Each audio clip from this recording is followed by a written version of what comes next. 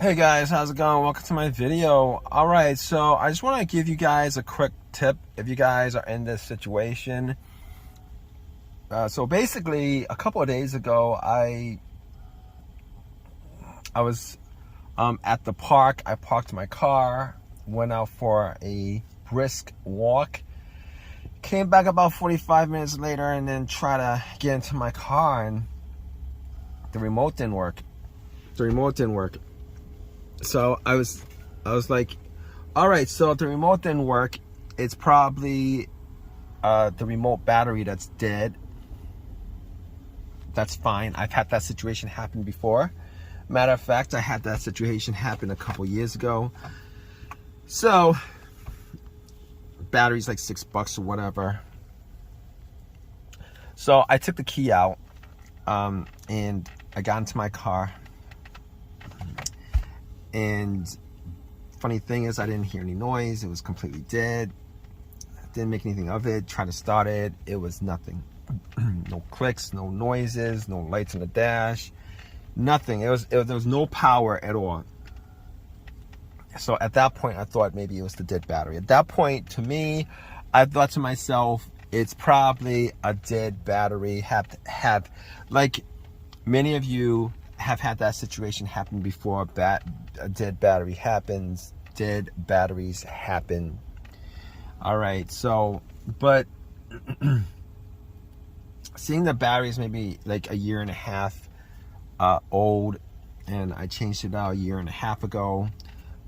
It kind of, you know, I was like, batteries should last a lot longer than that. But obviously, there have been situations. That bad batteries happen.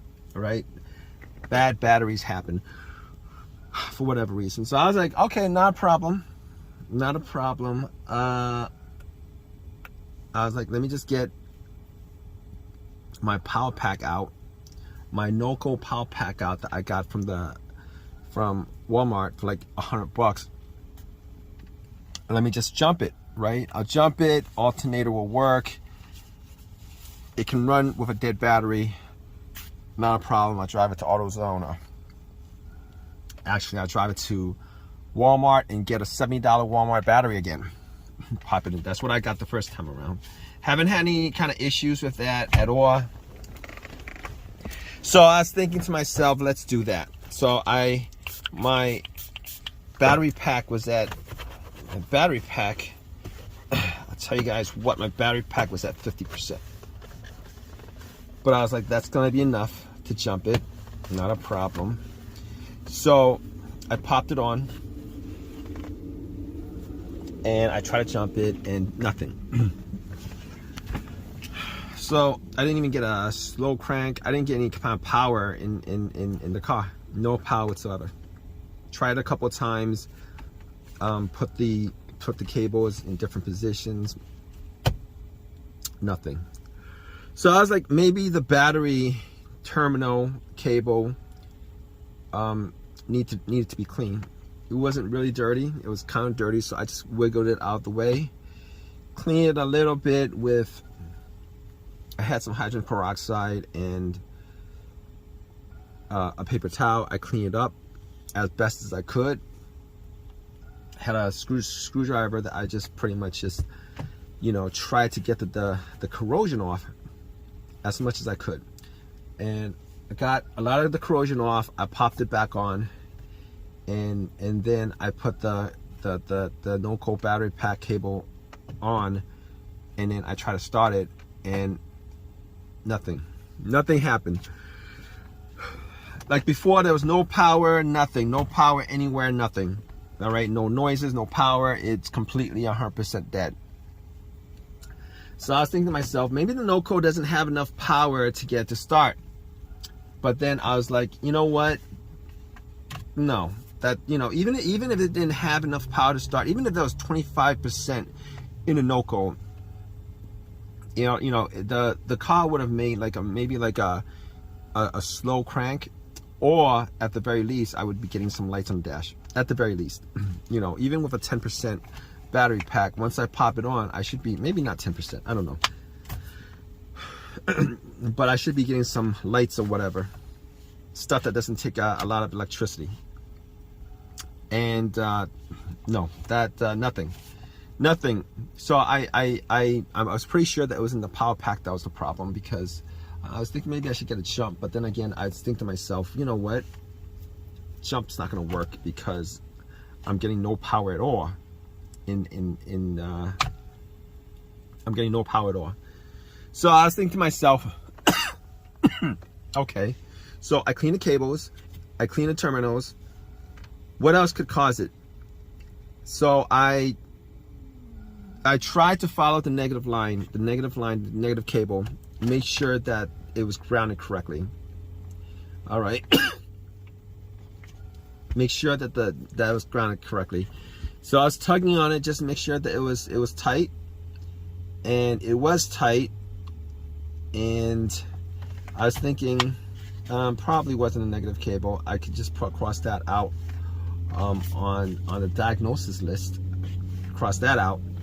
So I was like, let's check out something else. All right, let's check out the fuse box. Let's check out the relays. But I was like, let's check out the fuse box. Now, there wasn't a specific fuse that I was looking for, to be honest with you. I was just looking to see whether there was any kind of short anywhere, whether some of the fuses were burnt out, whether one of the fuses were burnt out, whether I was smelling anything, whether I was smelling anything burning, whether I saw any kind of brownish, darkish looking coloration on any of the fuses, just to make sure that none of them were burnt out. And guess what? None of them. From my eyesight, from what I was seeing, I didn't see anything that was an issue with it. Now I was thinking about maybe the relays, but I don't think there's a main relay to the battery. As far as I knew, I didn't think there was a main relay to the battery. So I was thinking to myself, all right, what could be causing this? Because it seems that there's no connection at all from the battery to the fuse box, to the rest of ECU, to the car.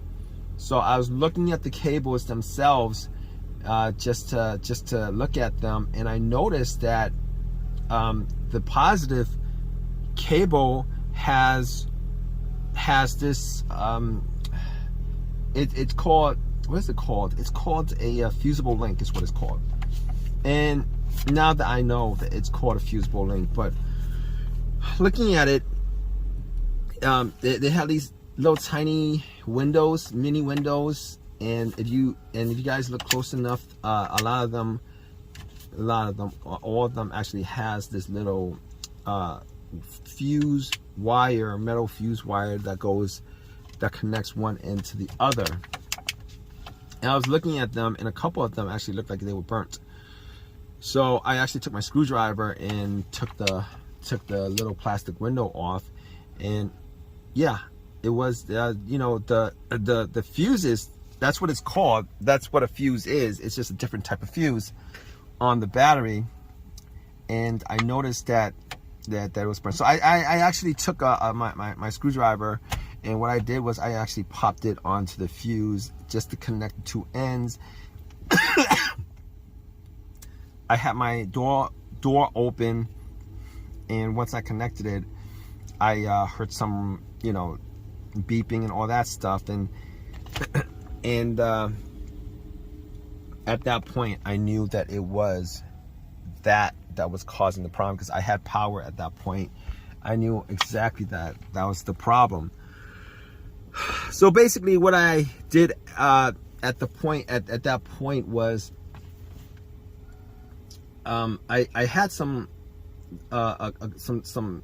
tools, and couple of things that I normally keep in my car, and I was trying to see whether I could actually just patch up the two ends, just to see whether I could get it to maybe drive it to an AutoZone or whatever. But I didn't. I X'd out on doing that because I really didn't want to cause another situation, maybe a bigger situation, by doing that, because fuses exist for a reason, and I couldn't figure out why it blew out, and I don't want to. And it blew out at a certain amp for a certain reason. and I didn't want to cause a bigger issue. So what I did was I actually called AutoZone, and normally they have these in stock because most Nissans and Infinitis have these fusible link, or if not all of them have this fusible link on the battery. So they always have this in stock. They're always interchangeable because Nissan and Infiniti, they actually use these on all the batteries. But I thought to myself, yeah. So I called AutoZone. They had it. I took a Uber, called a Uber, took a Uber to AutoZone, and came back and popped it back in and started. It started fine. It works fine. It's been working fine. No issues whatsoever. So if you guys find yourself in this kind of situation where you guys are in a need of a quick fix, and you know it's not the battery that's the issue, and you guys have no power whatsoever, and you guys try to jump and it doesn't jump, doesn't start, it seems like there's no electricity going through it, look at this. All right, definitely check out your fusible link to make sure that your fusible link does not